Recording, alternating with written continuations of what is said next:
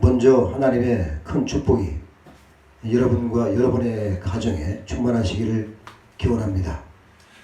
진정으로 복된 가정들이 되시기를 바랍니다. 정말 많은 가정들이 정말 행복해지는 그런 사이에 우리나라, 우리 교회 성도들이 되었으면 참으로 좋겠습니다. 그렇다면 행복이라는 것이 우리의 꿈처럼 그렇게 다가옵니까? 한번 제가 여쭤보고 싶어요. 지금 내가 처해 있는 여건이 내가 또한 이 상황이 어떠한 상태에 들어가면은 내가 행복해지겠다 또 이렇게 생각을 합니까? 사람들이 때로는 가난할 때는 부자가 되면 행복해겠다 생각을 합니다. 그렇죠? 그리고 공부하는 학생들은 내가 대학만 S대학이나 K대학이나 Y대학이나 들어가면 좀 부러울 것이 없겠다 이렇게 생각을 해요. 고등학교 때는. 대부분의 사람들이 이처럼 어딘가에 다른 곳에 행복이 내게로 다가와 주기를 바라며 기다립니다. 다시 말해서 정치적인 안정, 물질적인 풍요, 사업의 성공, 건강, 장수 혹은 명예, 지위 등이 행복이라고 생각을 합니다. 그러나 분명한 것은 이러한 이 상황들이 이러한 현실이 나를 행복하게 해주지 못한다는 사실입니다. 여러분, 행복의 조건은 환경이나 여건 있는 것이 아니라 나와 하나님과의 관계에 신뢰가 있다는 것을 먼저 믿으시기 바랍니다. 할렐루야. 우리는 복에 대해서 생각할 때 두 가지 개념을 가지고 있어야 됩니다. 하나는 복된 환경 또한 혹은 여건입니다. 생각을 하겠죠. 그리고 또 하나는 복된 사람 꼭 부자가 되는 것입니다. 우리는 이 두 가지 개념을 분명히 정리해서 복을 이해해야 아주 이 땅에서도 혼동되지 않겠죠. 그럼 아주 쉬운 예를 한번 들어보겠습니다. 여기 한 사람이 있어요. 이 사람은 겨울에 이렇게 말합니다. 나는 겨울이 좋다. 신눈도 볼 수 있고 사람을 강하고 또한 진지하게 만들고 이러니까 나는 겨울이 참으로 좋다 이렇게 생각을 합니다. 또 봄이 오면은 온갖 꽃들이 피고 새싹들이 솟아나고 그런 거 보기만 해도 행복하다 또 이렇게 생각을 해요. 여름이 오면은 여러분 추억이 구워지고 아주 활기가 넘치고 활동력 있는 그 나름대로 정말 좋아한단 말이죠. 또한 가을이 오면은 뭐라고 합니까? 가을에는 풍성한 열매를 보고 오백가가 무르익고 산천산하를 볼 때에 정말 내가 겸손해야 되겠구나 하면서 때로는 겸손을 배울 수가 있어요. 이런 사람은 정말 복된 사람입니다. 할렐루야. 그런데 이와는 정반대로 그렇게 생각하는 사람도 있어요. 겨울이 되면 춥고 활동하기 힘들고 나는 그래서 겨울이 되면 싫다 이렇게 생각해요. 봄이 되면 꽃샘 바람도 불고 황사도 많고 그러니까 나는 봄이 싫다. 또 여름이 되면 땀나죠. 모기가 있죠. 온갖 해충들이 있죠. 그러니까 난 싫다. 또 가을이 오면 뭐라고 합니까? 이 사람 또 마찬가지예요. 나는 가을을 보면은 굉장히 험해지고 쓸쓸해지고 이러니까 싫다. 그러면 좋은 것이 있어요. 좋은 것이. 어디 갔다 놓아도 불행합니다. 이런 사람에게는 미래가 없습니다. 행복이 없어요. 가난할 때는 자나깨나 돈만 생각하고 돈만 있으면 내가 부자만 되면 행복하겠다. 결혼하기 전에는 정말 로망 그리는 그런 여인이나 정말 총각을 만나면 행복하겠다. 결혼해보세요. 그것이 얼마 못 가서 아주 산산이 깨져버립니다, 여러분.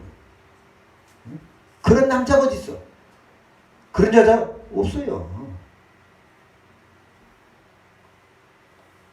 어디 갖다 놔도 불행할 수밖에 없어요. 행복해질 수 있는 환경과 여건이 다 있습니까? 행복한 사람은 이러한 환경과 여건에 항상 관계가 없는 거예요. 여러분 어떻게 생각합니까? 일이 생기면 야 정말 기회가 좋아졌으니 너무 감사합니다. 할렐루야. 고독하면 자유를 누리고 사색을 하고 하나님 말씀을 묵상하니 감사합니다. 건강하면 일할 수 있고 병들면 조용히 기도할 시간 주시니 감사합니다. 하나님 위해 순탄하면 만사에 형통해 주신 주님을 찬양하고 감사하고 역경에 처하면 자신을 단련시키고 정화시키는 데 대해서 감사하고 고난당하고 순교하게 되면 그리스도의 고난에 동참하니 너무나 감사합니다. 정말 이런 사람 참으로 복된 사람인 것입니다, 여러분. 저에 있는 환경 여건과는 상관이 없어요. 그것이 오늘 우리가 시편 1편에 있는 이 복 있는 사람들이 하는 말씀입니다. 말씀을 그냥 구절구절 이렇게 외우고 그냥 듣고 그것이 아니라 깊이 묵상을 해보세요. 여러분 그러나 이 땅에서 아담과 하와를 한번 보겠습니다. 아담과 하와는 에덴 동산처럼 좋은 것이 어디 있어요? 지금 이 땅과 비교할 때에 더 좋은 것이 없는 거야. 그럼에도 불구하고 사단의 깨이름으로 넘어가서 죄의 통로가 되는 정말 어리석은 짓을 하고 살았어. 그래서 낙원을 갖다가 신낙원을 만들어버리는 정말 어리석은 짓을 했습니다. 그러나 여러분 요셉을 보십시다. 성경에서 우리가 다른 데 찾지 말고 성경에서 보자고. 성경에서 요셉은 억울하게 형님들의 그 미움을 받고서 노예로 팔려갑니다. 미움 받는 것도 모자라서 노예로 팔아버렸어요. 또한 거기 가서도 일 열심히 하고 잘 살아가면 괜찮은데 가자마자 열심히 일을 했음에도 불구하고 누명을 뒤집어 쓰죠. 그래서 감옥에 들어갑니다. 갖가지 어려움들이 계속 가면 갈수록 산적해서 쌓이는 거예요. 그럼에도 불구하고 그는 늘상 최선을 다했고 어디가나 하나님과 교통하며 그때를 자신을 만들어가는 우리 성경에 보면은 말씀이 이루어졌다 이래요. 말씀이 이루어졌다. 그러니까 요셉의 생각에 말이나 일에나 행동에 하나님 말씀이 그대로 이루어진 겁니다. 그때 하나님께서 그때서 복을 주시기 시작해서 애굽이라는 큰 나라의 총리 대신이 되는 놀라운 은혜를 받았습니다. 할렐루야. 이런 거예요. 여러분은 어떤 쪽을 택합니까? 아담과 하와 쪽을 택하겠습니까? 아니면 요셉의 그 길을 택하겠습니까? 그런데 성경에서 말하는 오늘 이 복에 대해서 말씀하는데 이것은 첫 번째로 하는 아주 영원한 것을 말씀하는 것이죠. 물론 과거, 현재, 미래를 다 포함하고 있지만은 이 영원한 천국, 예수 그리스도 이걸 말씀하는 겁니다. 그래서 성경에서 가장 근본적인 복은 우리가 정말 예수 그리스도를 얼마나 깊이 아는가, 그렇다면 천국을 얼마나 깊이 아는가, 거기에 대한 반드시 그렇다면 생활이 바뀌어지는 것이고 말이나 일이나 모든 것이 바뀌어지는 것이죠. 이것이 실제적인 믿음의 생활인 것이고 이것이 복된 사람입니다. 하나님께서 먼저 영하는 것을 우선시하고 우리가 그렇게 살기를 원하십니다. 할렐루야. 또 두 번째로는 성경에서 전체적인 복을 말씀하는데 물질적인 것과 정신적인 것을 말씀합니다. 그래서 물질적인 것, 이 땅에서 현세적인 축복도 말씀하시고 또한 우리의 건강도 말씀하시고 이 모든 것을 하나님께서는 말씀을 하고 계십니다. 그래서 성경에서 말하는 것은 영원히 첫 번째고 두 번째는 이 땅에서도 이 땅에서 우리의 삶과 우리의 육신도 우리의 자녀까지도 다 거기에 복의 개념에 다 속해 있는 것이죠.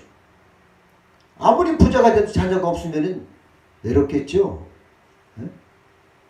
자녀들이 주렁주렁 많이 있어야지. 때로는 환란도 있고 거기에 바람이 불어오지라도 그때가 행복한 겁니다. 그래서 복된 사람이 되는 것은 전적으로 하나님께서 선물로 주십니다. 할렐루야. 그러기 위해서는 어떻게 우리가 생각을 하고 있는가 다시 한번 더 깊이 한번 말씀을 보겠습니다. 하나님께서는 이 복의 근거를 행위에 대한 보상이라고 말씀하고 있지 않습니다. 내가 어떠한 이 행위를 잘해서 상선불합적인 그런 요건을 갖추고 있어서 복을 받는다. 그러고 말이죠. 이 땅에서 복 받을 사람이 별로 없어요. 또 복된 운명, 복된 사람이 따로 있는 것이 아니라 복된 길을 가면 복을 받고 저주의 길 가면 저주를 받는 것이다. 이렇게 또 운명적인 말씀들을 하는 사람도 있어요. 성경에서 우리가 교회사 중에서도 있단 말이죠. 그러다 보니까 복 받을 사람이 별로 없는 거예요. 하나님께서는 먼저 창세기 12장 1절로 3절 말씀에 보면은 정확히 말씀을 하고 계십니다. 이미 하나님은 내가 너를 복주고 복주며 내가 어디로 가도 너와 함께한다고 말씀을 하고 계십니다. 할렐루야. 이미 복을 주시고 나서 너희가 복된 생활을 하라는 것입니다. 오늘도 본문에 보니까 복 있는 사람은 악인들의 길을 따르지 아니한다. 이렇게 말씀을 하고 있어요. 또 죄인들에게 서지 아니한다. 오만한 자리에 앉지 아니한다. 이것을 쉽게 말씀을 드리면 악인들이라는 것은 어떤 사람입니까? 불신앙, 불순종, 하나님 믿지 않는 사람들이죠. 죄인들은 어디 있습니까? 죄를 짓고 삽니다. 오만한 자는 교만한 자를 말씀합니다. 이런 자리에 있지 않는다는 거죠.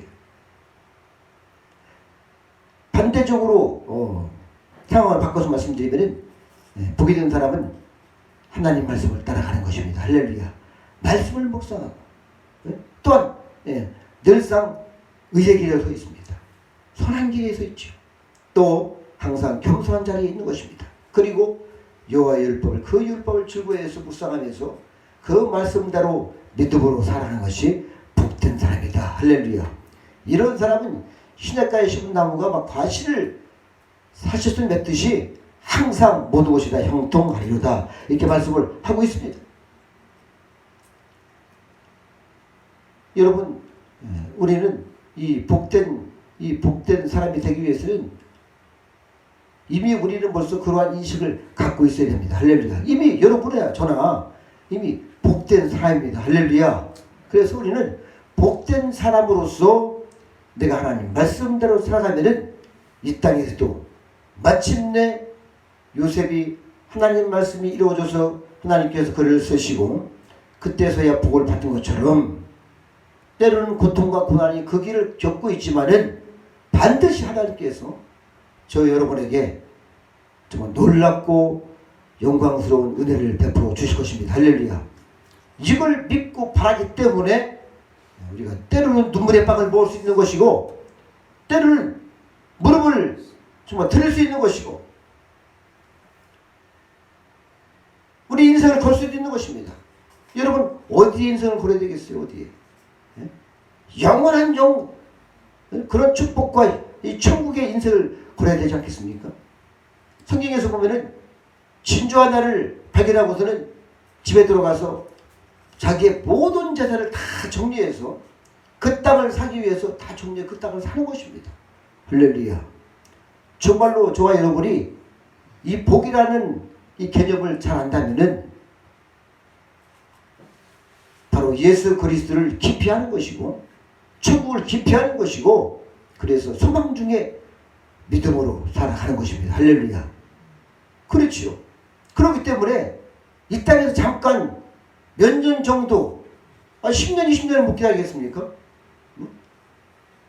모세 같은 경우는 40년을 쓸쓸히 아무도 없는 광야 땅에서 예? 양이나 치고 말이지. 그런 훌륭한 사람이 말이지. 미래에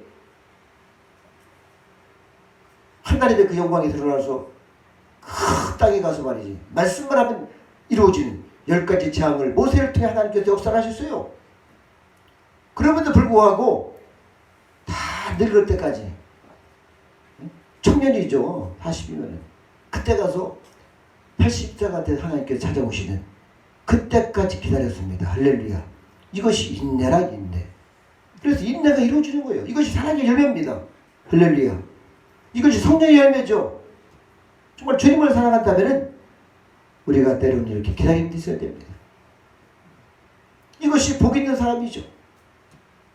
이것이 말씀을 묵상하는 것입니다. 내가 지금 어디 와 있는가? 우리 가정이 어디 와 있는가? 우리 아내, 딸, 아들, 딸들이 지금 어디에 가고 있는가? 볼 수가 있죠. 성경을 통해서 볼 수 있는 것입니다. 성경은 우리의 거울입니다. 할렐루야. 그래서 저 여러분이 정말 다시 한번 내가 지금 의치가 보니까 내가 행하는 일이 모든 것이 보니까 교만하구나. 바로 깨닫는 것이죠. 이때 하나님 앞에 회개하고 철저히 무릎을 꿇는 것이죠. 아멘. 내가 죄의 자리에 있다면은 내 죄를 회개하고 하나님 앞에 나아가겠구나 하면서 정말 죄를 토설하고 다윗처럼 내가 죄를 토설하지 않을 때는 마른 가문같이 내 뼈가 새도다. 거기서 지탱에 빠져나간 것처럼 뼈가 바짝 말라서 말이지. 괴롭다는 것이죠. 그러나 회개할 때 하나님께서는 그곳에 다시 한번 성령을 부으시고 은혜를 부으셔서 충만한 겁니다. 그래 가슴이 메마르지 않는 것이죠. 가슴이 메마르면 불평이 나오고 짜증이 나오고 저도 다 해봤어요. 때로는 은혜가 없으면 말이죠. 모든 것이 듣기가 싫고 보기도 싫고 그래요. 그러나 하나님과 관계가 잘 정립이 되면은 보는 것도 즐겁고 할렐루야. 하는 것도 힘이 나고 힘든 일도 감사하고 아멘. 얼마나 감사한지 몰라요. 여러분 온유하고 겸손한 사람들의 전유물은 바로 행복인 것입니다. 할렐루야. 말씀대로 순종하며 사는 것이 오늘 본문에 이 복 있는 사람으로서의 그런 열매들이 나타나는 것이죠. 이것을 내가 막 강제로 어떻게 해서 그것을 만들고 이루어지고 꽃을 피우고 열매를 맺는 것이 아니라 할렐루야. 우리 이미 복을 받았습니다.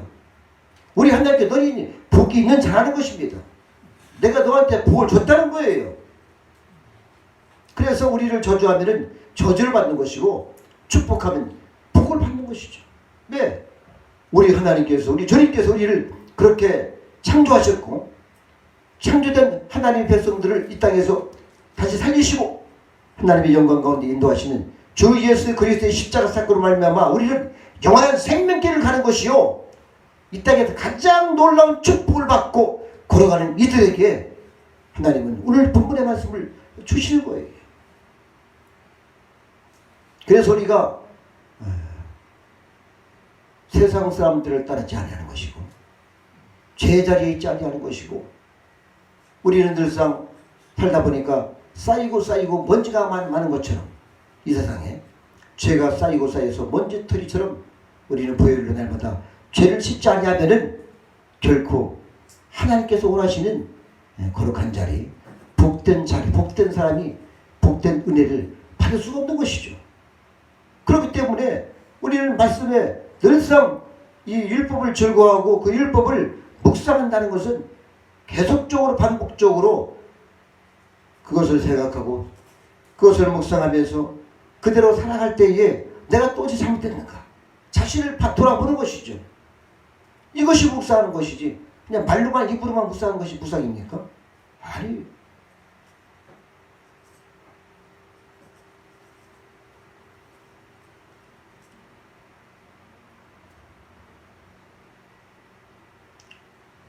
말씀을 정리를 하겠습니다.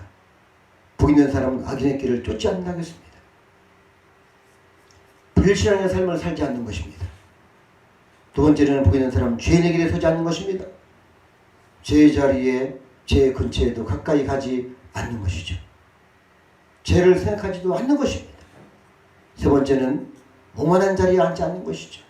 이것은 죄를 짓고도 회개하지 않는 이 교만한 완악한 마음을 가진 사람이 아니라, 사람은 나약하기 때문에 때로는 죄를 범할 수도 있고 넘어질 수 있어요. 그러나 다윗처럼 애통하며 통회하며 심상을 조질 수 있는 그런 복된 심령들이 되시기를 바랍니다. 그래서 우리 주께서 원하시는 오늘 이 시편 1편의 이 말씀이 여러분 가운데의 삶 가운데에 육체 가운데 이루어지고 인생이 이루어져서 우리 하나님께서 요셉처럼 높여 드셔서 또한 이 마지막 때에 저와 여러분을 통해서 복의 통로가 되는 그런 축복의 통로들이 다 되시기를 다시 한번 축복합니다. 기도하시겠습니다. 아버지 영광 받으시옵소서.